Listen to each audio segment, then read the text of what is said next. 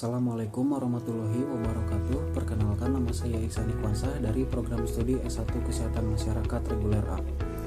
Di sini saya akan menyampaikan materi atau mereview jurnal dengan tema anemia. Video ini dibuat untuk memenuhi salah satu tugas mata kuliah epidemiologi penyakit tidak menular dengan dosen pengampu Bapak Ham dan SKM MKM. Untuk mempersingkat waktu, langsung saja ke pembahasan materinya. Baik, materi yang akan saya bahas yaitu review jurnal tentang anemia. Judul: Pengaruh Anemia Terhadap Kematian Maternal. Penulis Abi Pratama Husada Widoyoko dan Randy Septianto. Dipublikasikan melalui Jurnal Penelitian Perawat Internasional pada bulan Februari tahun 2020. Direview oleh saya sendiri. Kemudian pendahuluan. Anemia adalah kondisi dengan kadar hemoglobin atau Hb dalam darahnya kurang dari 12 gram per desiliter. Anemia dalam kehamilan adalah kondisi ibu dengan kadar hemoglobin di bawah 11 gram per desiliter pada trimester 1 dan 3 atau hemoglobin kurang dari 10,5 gram per desiliter pada trimester 2. Nilai batas tersebut dan perbedaannya dengan wanita tidak hamil terjadi karena hemodilusi, terutama pada trimester 2. Sebagian besar anemia disebabkan oleh kekurangan satu atau lebih zat gizi esensial yang merupakan zat besi, asam folat, dan B12 yang digunakan dalam pembentukan sel-sel darah merah. Kondisi anemia pada ibu hamil mempunyai dampak kesehatan terhadap ibu dan anak dalam kandungan, antara lain meningkatkan risiko bayi dengan berat lahir rendah, keguguran, kelahiran prematur, dan kematian pada ibu dan bayi baru lahir.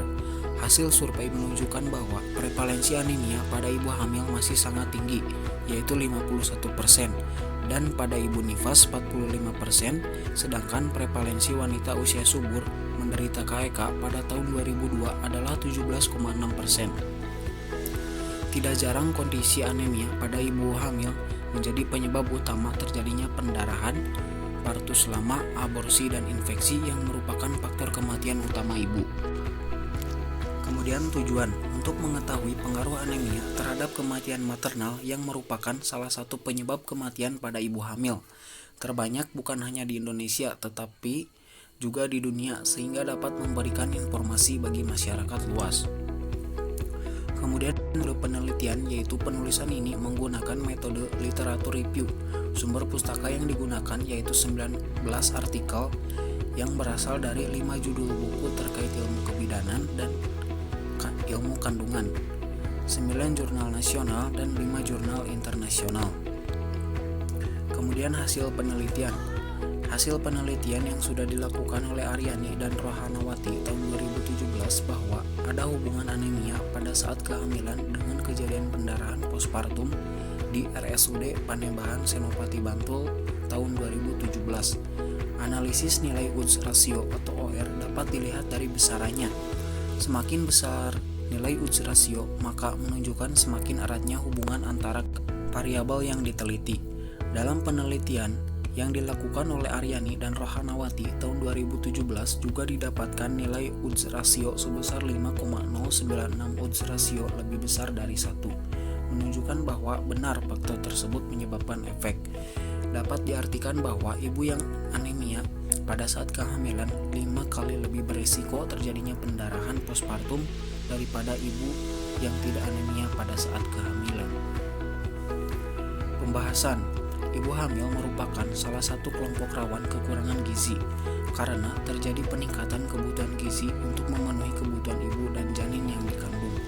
Pola makan yang salah pada ibu hamil membawa dampak terhadap terjadinya gangguan gizi antara lain anemia, pertambahan berat badan yang kurang pada ibu hamil, dan gangguan pertumbuhan janin.